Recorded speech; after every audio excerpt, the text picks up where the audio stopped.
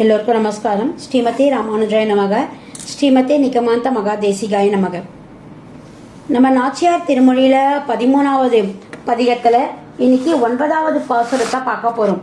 இது வரைக்கும் 8 பாசுரங்களில் கேட்காதவா அந்த பிளேலிஸ்ட்ல போயிட்டு இந்த நம்பர் போட்டிங்கன்னா உங்களுக்கு கட்டாயம் கிடைக்கும். ஒவ்வொரு பாசுரங்களை அனுபவிக்கும் பொழுது அதனுடைய கண்டினியூட்டி நமக்கு கிடைக்கும்.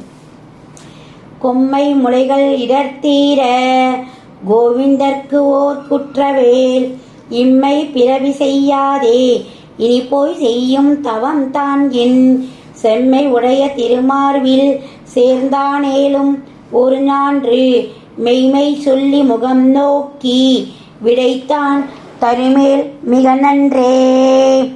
கொம்மை முளைகள் இடைத்தீர, என்னுடைய பருத்த கிளர்ந்த முளைகள் அதனுடைய கஷ்டத்தை தீர்ப்பதற்காக கோவிந்தர்க்கு ஓர் கொற்றவேல், அந்த கோவிந்தனுக்கு அந்தரங்க கைங்கரியம் செய்வதற்காக இம்மை பிறவி செய்யாதே, இந்த பிறவில என்னால பெற முடியாம இருக்கலாம், இனி போய் செய்யும் தவம் தான் என்னே, இதுக்கப்புறம் வேற என்னதான் இருக்கு என் லைஃப்ல, அவனுக்கு என்னால அந்தரங்க தொண்டு செய்ய முடியல, அப்புறம் இன்னும் வேற இந்த பிறவி இனிமேல் எதுக்கு.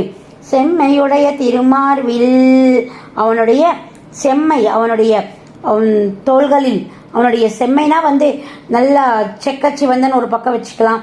இன்னொன்று செம்மன திரண்ட இளமையா இருக்கிற அந்த திரண்ட திருமார்வில் சேர்ந்தான் ஏலும் ஒரு ஞான்று, அப்படி சேர்த்து கொண்டால் ஒரு நாள் மெய்மை சொல்லி முகம் நோக்கி, உண்மையை சொல்லுவேன், அவன் நோக்கி விடைத்தான் தருமேல் மிக நன்றே. இந்த இடத்துல மெய்மைன்றது சரணாகதின்னு கூட போட்டுக்கலாம். அவன்கிட்ட நான் சரணாகதி ஆயிடுவேன், சரணாகதி ஆகும் பொழுது விடைத்தான் தருமேல் மிக நன்றே.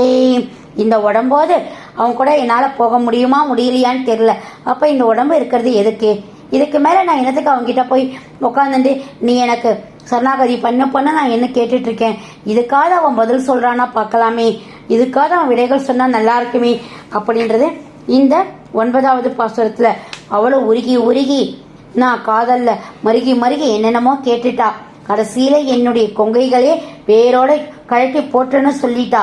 அதுக்கப்புறம் இப்ப என்ன சொல்றா, அவனுக்கு என்னால அந்தரங்க கைங்கரியம் செய்ய முடியலன்னா நான் இருக்கிறது எதுக்கு வேஸ்ட், இனிமேல் அவன் என்ன சேர்த்துக்கலன்னா நான் எதுக்கு இனிமேல் இருக்கணும் அப்படின்னுட்டு தன்னைத்தானே வருத்திக்கிறான்.